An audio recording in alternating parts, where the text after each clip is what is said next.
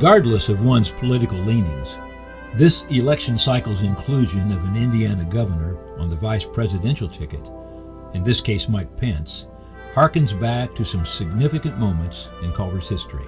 That's even more the case as Culver prepares for participation in another presidential inaugural parade. Culver's first foray into inaugural participation dates back to the tenure of Thomas Riley Marshall as Democratic governor of Indiana starting in 1909. Marshall, famous for his remark that what this country needs is a good 5-cent cigar, was in attendance at the April 1911 dedication of Culver's new mess hall. There, Culver Superintendent L.R. Genelette expressed hopes that Culver cadets might have the honor of escorting Marshall on Pennsylvania Avenue, an obvious reference to the presidential election then 18 months away. Marshall accepted the offer and noted that, aside from Genelette, only Mrs. Marshall contemplated such high honors for me. And while the governor did not capture the top spot on the Democratic ticket, he was elected as Woodrow Wilson's running mate. Marshall confirmed his offer to Genelette the day after Wilson won the election, but alas, the War Department was in charge of inaugural parades, and vice presidents were not entitled to an escort. Genelette called up his brother-in-law, William Alexander Fleet, who met with Wilson and headed to Washington with a handwritten note from the president-elect, stating that Wilson would consider it a personal favor for Mr. Marshall to have an escort from Culver in the parade. And so it was that an Indiana governor turned vice president was escorted not only by Culver's Black Horse Troop in the March 1913 inaugural parade, but by the entire Corps of Cadets. The Corps returned in 1917 to the nation's capital for a similar adventure when Wilson and Marshall were re-elected. Due to World War I era tensions, 1917's parade was more somber and security high, with Black Horse Troop head Colonel Robert Rousseau prepared to issue an order for cadets to surround the president should threat of danger to him appear.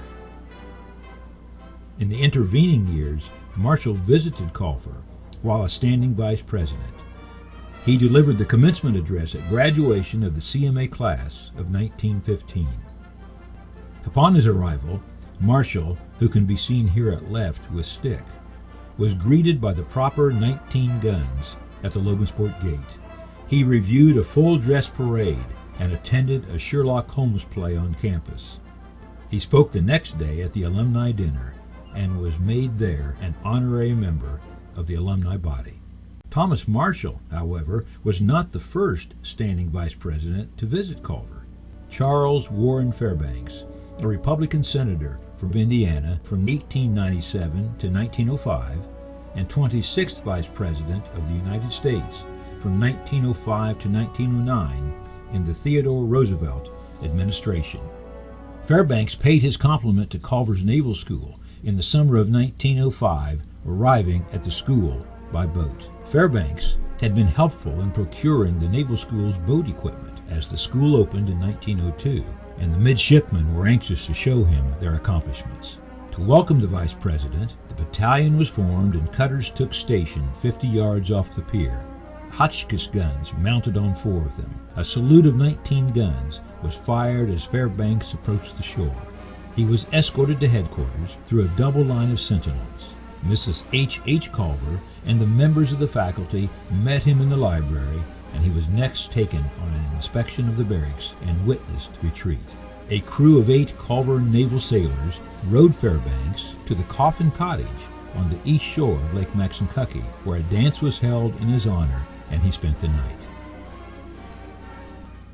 While no other acting vice presidents have visited campus to date, a few other vice presidential Culver connections are worth noting. One pertains to a different vice presidential office, held by Ricardo Arias Calderon, Culver class of 1950 and Culver's 1990 Man of the Year. He served as first vice president, not of the United States, but his native country of Panama from 1989 to 1992. Another relates to U.S. Vice President Dan Quayle, whose brother Michael graduated from Culver in 1974. Sister Martha Quayle Sadler attended in 1972-73, and brother Chris graduated from the Naval School in 1966. Mike Quayle told the Culver Alumni magazine in 1993 that during the presidential inaugural parade of 1989, his brother Dan turned to him as Culver's Black Horse Troop and Equestrians, the first inaugural parade ever for the girls' unit, were approaching. Dan Quayle mouthed to his brother, "Here they come." The vice president then pointed out the Culver units to President Bush, explaining to Bush that Quayle's brother Mike was a Culver alum. "I can remember that the president turned around and looked up at me," said Mike, adding proudly, "Boy, did they look good, too." And through the years, of course, Culver has continued the proud inaugural legacy that began with the Hoosier vice president more than a century ago.